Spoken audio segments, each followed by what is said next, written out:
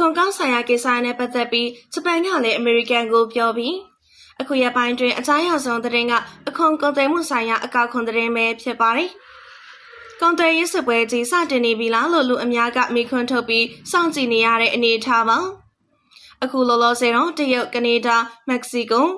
ဒီ၃နိုင်ငံနဲ့အမေရိကန်ကဖြစ်ပေါ်နေတဲ့ကုန်သွယ်မှုဆိုင်ရာအားပြိုင်မှုပါ။ဒါကထရန့်ဒုတိယကြိမ်သမ္မတဖြစ်လာတဲ့နောက်ပိုင်းမှာပါ။ကုန်သွယ်မှုအခွန်ကိစ္စရဖြစ်လာမယ်ဆိုတာလူတိုင်းမျှော်မှန်းထားတဲ့အရာဖြစ်ပေမဲ့အခုလောက်ထိမြင်မြန်ဆက်ဆက်ဖြစ်မယ်လို့မထင်ထားကြပါဘူး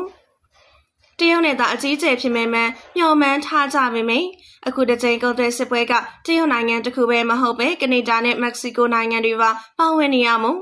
အမေရိကန်နဲ့ကုန်သွယ်မှုအများဆုံးရှိတဲ့နိုင်ငံတွေကနေစတင်ပြီးပြင်ဆင်လာခဲ့ပါတယ်။ဂျပန်နိုင်ငံကလည်းအမေရိကန်နဲ့ကုန်သွယ်မှုလုပ်တဲ့နိုင်ငံတွေထက်ကတစ်နိုင်ငံပါ။ဒါကြောင့်မို့သူတို့ကအမေရိကန်နဲ့သူတို့အကောက်ခွန်ဆိုင်ရာ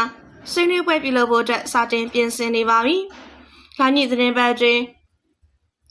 ခွန်ကောက်ဆိုင်ရာဆွေးနွေးပွဲများကျင်းပဖို့ဂျပန်ကပဲစတင်ပြီးအမေရိကန်ကိုပြောဆိုမှုတန်တွေထွက်ပေါ်လာပါပြီ။အမေရိကန်သမ္မတဒေါ်နယ်ထရန့်ရဲ့အခွန်စည်းကြပ်မှုဆိုင်ရာစီးပွားရေးနဲ့လုံခြုံရေးဆိုင်ရာကိစ္စရပ်များကိုဆွေးနွေးပွဲမလုပ်ခင်ပါပဲ။အမျိုးသားလုံခြုံရေးကောင်စီမှအစည်းအဝေးပြုလုပ်ခဲ့ကြပါတယ်။အဲဒီအစည်းအဝေးမှာဂျပန်ဝန်ကြီးချုပ်တရားဆွေးနွေးမှုပြုလုပ်ခဲ့ကြပါတယ်။ဂျပန်ဆိုရအနေနဲ့လာမည့်သတင်းပတ်နှောင်းပိုင်းလောက်မှာအမေရိကန်နဲ့ဝန်ကြီးအဆင့်ဆွေးနွေးပွဲများကိုအစောဆုံးကျင်းပနိုင်ရန်စီစဉ်ထားပါတယ်။နိုင်ငံခြားရေးဝန်ကြီးနဲ့စီးပွားရေးကုန်သွယ်ရေးနဲ့စက်မှုဝန်ကြီးတို့ကလည်းအင်္ဂါနေ့အစည်းအဝေးတွင်တက်ရောက်ခဲ့ပြီး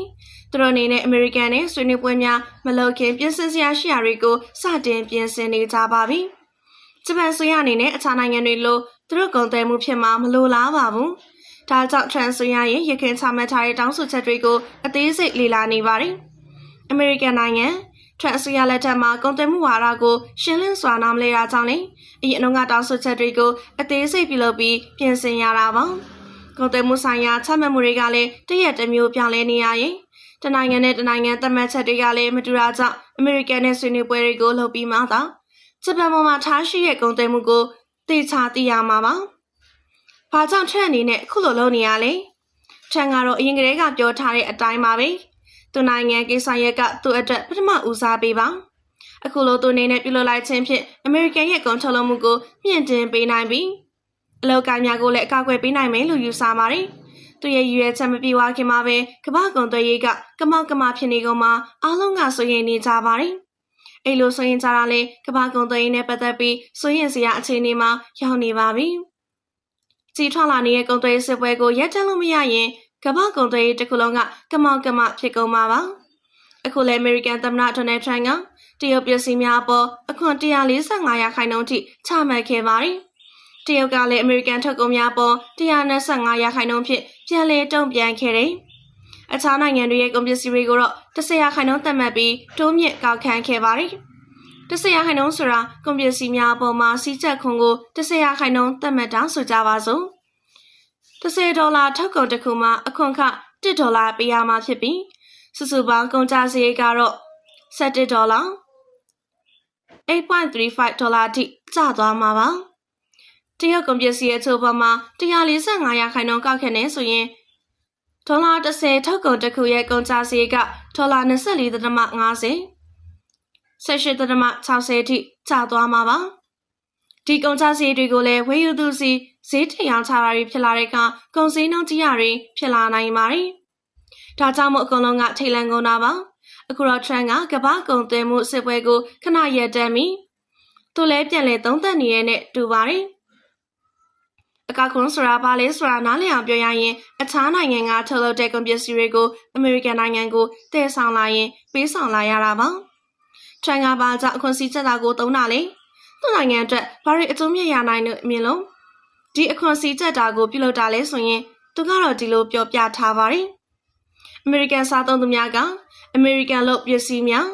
ပိုမိုဝယ်ယူလာဖို့နဲ့အခွန်ပမာဏတိုးမြင့်လာတဲ့အခါမှာနိုင်ငံတွင်ယင်းနှိမ့်မြတ်မှုများပြားလာစေဖို့တွန်းအားဖြစ်စေကြောင်းထရန့်ကပြောပြခဲ့ပူပါတယ်။အဓိကကတော့အမေရိကန်ထုတ်ကုန်တွေသူ့နိုင်ငံတွင်မှာပိုမိုရောင်းရဖို့ပါ။အခြားနိုင်ငံတွေကအမေရိကန်ထုတ်ကုန်တွေထက်ဈေးနှုန်းချိုသားစွာရောင်းနေရဟာအမေရိကန်ကိုလေဖြာသလိုဖြစ်နေရဲ့လို့သူ့အနေနဲ့ထင်နေပါတယ်။ သူရဲ့လိုရပေါ်ဝေဖန်သူတွေများနေပေမဲ့ဒီကုန်သွယ်မှုဆိုင်ရာဥပဒေကိုပြင်းပြင်းထန်ထန်အစွမ်းကုန်ကာကွယ်ပေးထားပါတယ်။ဒါကြောင့်ဂျပန်အစိုးရကလည်းအမေရိကန်အနေနဲ့လာမယ့်ဆွေးနွေးပွဲတွေမကျင်းပခင်မှာဂျပန်နိုင်ငံအနေနဲ့ဘယ်လိုမျိုးအလျှော့အတင်းတွေကိုပြုလုပ်နိုင်မလဲဆိုတာအခုကတည်းကတိုင်ပင်နေကြပါပြီ။သူတို့လည်းအခြားနိုင်ငံတွေနည်းတူ10%ကုန်သွယ်ခွန်ကိုတတ်မှတ်ထားတာလား။ဒါမှမဟုတ်ဒီထက်များမလားဆိုတာကတော့အမေရိကန်နဲ့ဆွေးနွေးပွဲကြားမှာသိရမှာပါ။ဂျပန်နိုင်ငံအနေနဲ့သူတို့နိုင်ငံအတွက်မထိခိုက်စေနိုင်တဲ့အလျှော့အတင်းပြုလုပ်ဖို့တဲ့ဂျပန်နိုင်ငံထိပ်တန်းညီနိုင်မှုစီးပွားရေးပြန်လည်ထူထောင်ရေးဝန်ကြီးကိုတာဝန်ပေးထားပါတယ်။ဒီဆွေးနွေးပွဲမှာသူရဲ့ဆုံးဖြတ်ချက်ကိုရယူရမှာပဲဖြစ်ပါတယ်။ကုန်သွယ်မှုစစ်ပွဲမှာဂျပန်နိုင်ငံအနေနဲ့မပါဝင်ဖို့နဲ့မထိခိုက်နစ်နာမှုမရှိအောင်ပြုလုပ်နိုင်ဖို့ဆိုရင်အခုဆွေးနွေးပွဲကအရေးပါတဲ့ကိစ္စရပ်တစ်ခုပါ။ပုံမှန်အနေထားမှာတော့အမေရိကန်နဲ့ဂျပန်ကဆက်ဆံရေးကောင်းမွန်နေပေမဲ့ထွက်ရမူဝါဒအသစ်ကဘလို့မှခံမှန်းလို့မရတဲ့အနေထားပါ။ဒါကြောင့်လည်းအမေရိကန်ကဂျပန်ကိုကုန်သွယ်မှုအခွန်ကိစ္စရပ်မပြောခင်မှာပဲ